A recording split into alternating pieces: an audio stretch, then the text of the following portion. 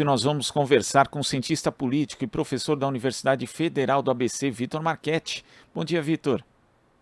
Bom dia, Glauco. Tudo bem? Prazer estar aqui contigo. Tudo certo, o prazer é nosso em recebê-lo, Vitor. E a pesquisa IPEC, que foi realizada com entrevistas pessoais contratada pela TV Globo e divulgada ontem, aponta que o ex-presidente Lula está à frente no segundo turno com 55% dos votos válidos contra 45% de Jair Bolsonaro, em que pese as pesquisas terem apresentado resultados bastante divergentes, principalmente nas disputas de Estado e pelo Senado, né? Na disputa presidencial, no caso, acertaram, né, na margem de erro o índice do ex-presidente Lula.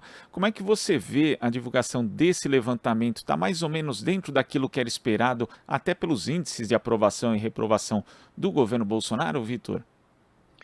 Tá sim, Glauco. Quer dizer, primeiro é que a gente tem, historicamente, nunca nenhum candidato que foi ao segundo turno em primeiro lugar perdeu uma eleição, né? Então é natural que o início da campanha do segundo turno ele ainda mostre esse vigor além do mais, agregando apoios, né, fazendo com que o eleitor concentre os seus votos nesse primeiro candidato, né, que é, no caso, aí o resultado que o IPEC deu. Eu só acho que a gente não pode, nesse momento, ficar confortável com nenhum desses resultados iniciais que vão sair. Vão sair outras pesquisas, né? Eu acho que o trabalho e a grande diferença e o grande erro que os institutos cometeram foi não capturar os impactos que a abstenção, né, produz no resultado eleitoral, ainda que a abstenção tenha ficado em patamares históricos, né, quer dizer, é uma abstenção grande, é uma abstenção que foi um pouco maior do que a abstenção do ano passado, da eleição passada, né, mas ela não foge muito dos padrões históricos, mas ela certamente produz um impacto sobre as intenções de voto que os institutos captam, né, quando vão às ruas, porque os institutos não medem essa disposição do eleitor de ir ou não e das dificuldades que o eleitor tem ou não para ir às urnas, né? A gente sabe que as abstenções acabam, né, produzindo um impacto ainda mais relevante naqueles que têm dificuldade de acesso às suas escolas, entre os mais pobres, né? A questão da escolaridade impacta enormemente na abstenção, né? Então há um trabalho aí muito importante, e me parece que essa abstenção é o que explica em grande medida as diferenças dos resultados de boa parte dos institutos de pesquisa em relação ao que se viu nas urnas, né? Então, ainda que os resultados dessas primeiras pesquisas, a primeira pesquisa que sai do IPEC, que é um resultado positivo, consolidando esse primeiro lugar do presidente Lula, né, me parece que ainda tem que se manter, né, uma campanha bastante intensa no sentido de convencer as pessoas a saírem de casa para votar, né, e monitorar as dificuldades daqueles que têm mais dificuldade para exercer o seu direito ao voto, né, para que todos possam, de fato, se manifestar. A tendência de segundo turno é uma tendência de uma abstenção ainda maior, né?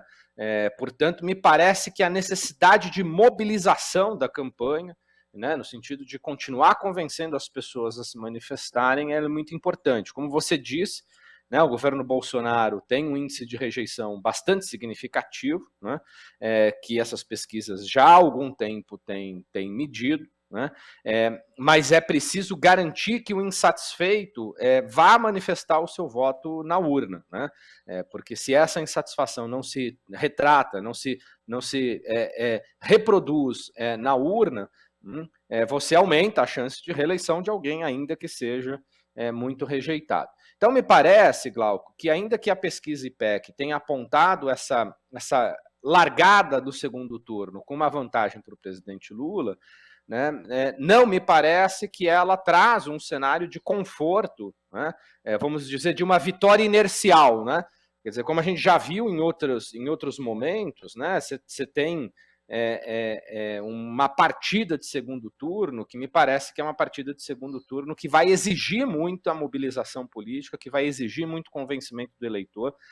A gente precisa lembrar que, ainda que Lula tenha vencido no primeiro turno, a diferença para o segundo colocado foi a menor diferença das eleições feitas até agora, a diferença entre o primeiro colocado e o segundo colocado. Isso se explica mais uma vez pela enorme abstenção, principalmente de uma fatia mais disposta a votar no Lula, né? Então, o que me parece é que a necessidade de mobilização intensa e de convencimento dos eleitores, né, de mostrar, né, os não feitos desse governo, né, quer dizer, mostrar os dados, mostrar os números, fazer com que as pessoas, né, se convençam de que essa insatisfação precisa ser traduzida em ação política, que nesse momento é o exercício do voto. Há outras tantas ações políticas que são necessárias para enfrentar esse momento político do país, mas nesse momento a ação política mais emergente, mais urgente, né, a ação política mais urgente é o exercício do voto, né, para que essa rejeição se traduza em efetiva derrota, né, do candidato Bolsonaro. Agora, em termos daquilo que pode ser feito no segundo turno, a gente tem nessa largada de campanha a questão dos apoios, né? E tivemos ontem o anúncio do apoio da candidata Simone Tebet, né? Um apoio ali mais compromissado, mais engajado, por exemplo, que o apoio de Ciro Gomes, que também foi dado ao ex-presidente Lula. E até agora, entre os ex-candidatos à presidência, tirando os dois, Soraya Tronic e Felipe Dávila, disseram que não vão apoiar nenhum dos dois, e por enquanto Bolsonaro só tem o apoio do padre Kelmon. E quando a gente vê também o apoio ali de alguns governadores, Romeu Zema manifestou apoio ao Novo, eu acho curioso, viu, Vitor, alguns canais darem com alarde o apoio de Cláudio Castro a Bolsonaro. Eu pensei, poxa, eu achava que eles eram do mesmo partido, precisa alardear esse tipo de apoio. Eu achei interessante assim, viu, Vitor? Mas nesse balanço de apoios de Bolsonaro e de Lula, o que você acha que pode ser mais relevante, pelo menos até agora? Olha, Glauco, do ponto de vista dos apoios declarados ao Bolsonaro nesse momento, são aqueles esperados, né? Como você disse, alguns são tratados com algum espanto, mas, né, não tem nenhum espanto, né? O Zema mesmo, né?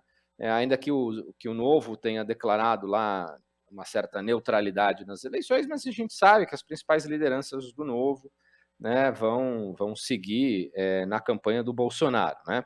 A despeito do Novo ter desidratado enormemente nessa eleição, que sequer atingiu a cláusula de barreira. Mas um apoio de um governador em Minas Gerais é muito importante, ainda que o governador de Minas tenha sido reeleito, né, em muitos lugares, né, fazendo campanha, inclusive, para o presidente Lula, porque ele sabia que, né, em algumas regiões de Minas a força do Lula era bastante intensa, né, e, portanto, de alguma maneira, ludibriou uma parcela do seu eleitor. Né, e agora ele parte numa campanha de segundo turno, elevando o tom, né, contra a candidatura do PT, contra a candidatura Lula, se alinhando bastante ao Bolsonaro. O apoio, né, do governador do Rio de Janeiro, Castro, mais do que esperado, ainda que o Castro guarde bastante mágoas em relação ao governo Bolsonaro, mas sempre foi alguém, né, bastante alinhado ao bolsonarismo. Me parece que não há, né? O Ibanez no Distrito Federal também é outro governador, o Ratinho Júnior no Paraná.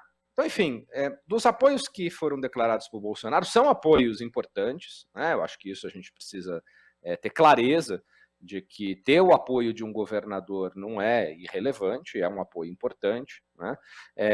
Mas no geral, são governadores que já venceram as eleições num primeiro turno nos seus estados, né? E, portanto, vão ter que se recolocar em campanha, né, efetivamente, se quiserem reverter a situação. Por exemplo, o caso do Zema, em Minas Gerais, o Lula venceu, né, em Minas Gerais, né? O Zema teria que se dedicar enormemente à campanha do Bolsonaro para reverter esse quadro a favor de Bolsonaro, ou para buscar reverter esse quadro a favor de Bolsonaro. Não me parece que um governador que já está saindo de campanha exatamente porque venceu no primeiro turno tenha essa disposição toda. De qualquer maneira, são apoios importantes, né?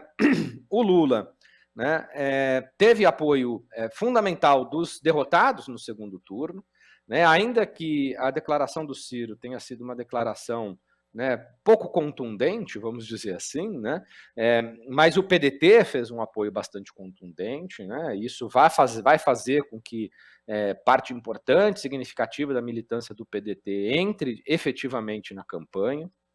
O apoio da Simone Tebet foi um apoio com convicção, né, quer dizer, apesar do MDB ter declarado uma neutralidade, a gente sabe que algumas lideranças importantes do MDB já têm declarado, né, apoio ao Lula, e aí eu estou falando, né, do Renan Calheiros, do Paulo Dantas, do Eduardo Braga, né, do Renan Filho, e o apoio, a fala da Simone Tebet, né, quer dizer, o discurso da Tebet foi um discurso que não deixou margem para dúvida, né, um discurso muito firme, um discurso muito lúcido, né, em relação ao que se está em jogo, né, a despeito de temos agendas diferentes, né?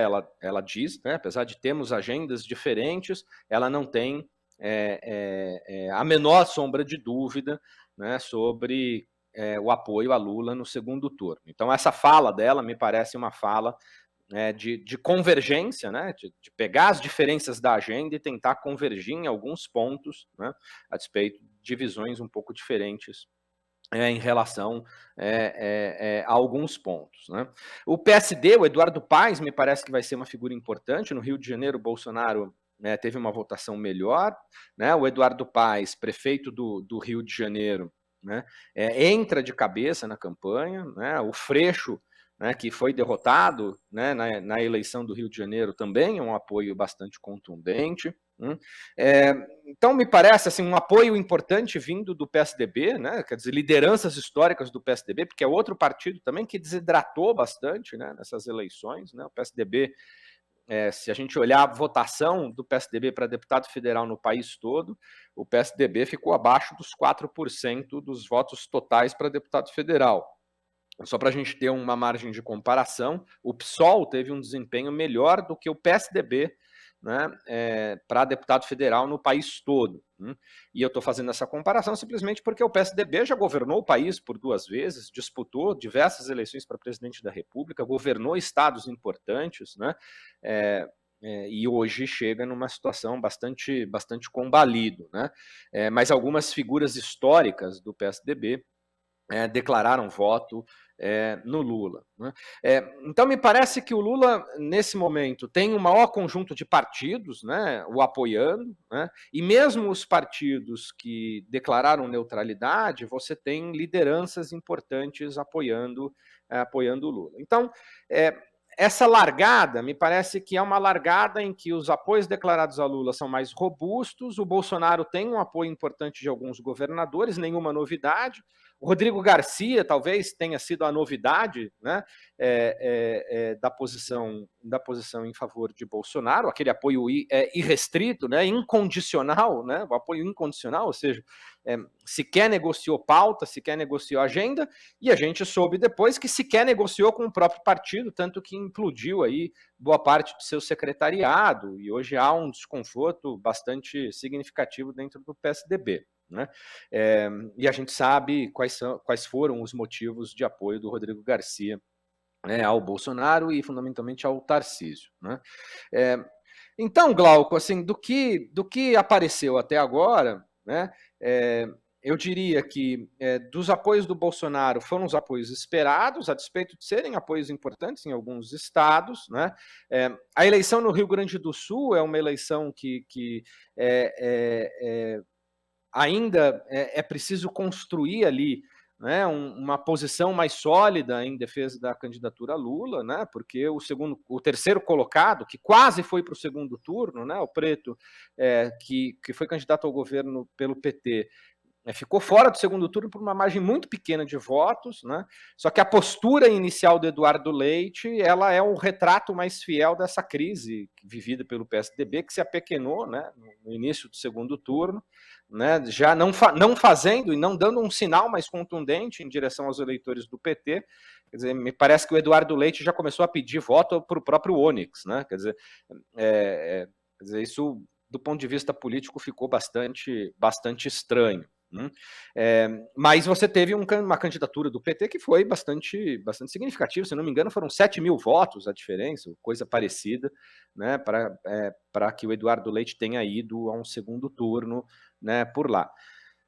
Então, eu acho que do ponto de vista de alianças partidárias e apoios de lideranças políticas, o segundo turno ele começa muito mais favorável para a candidatura Lula. Agora, a gente não pode achar que esses apoios se traduzem automaticamente em acompanhamento do voto dos eleitores, né?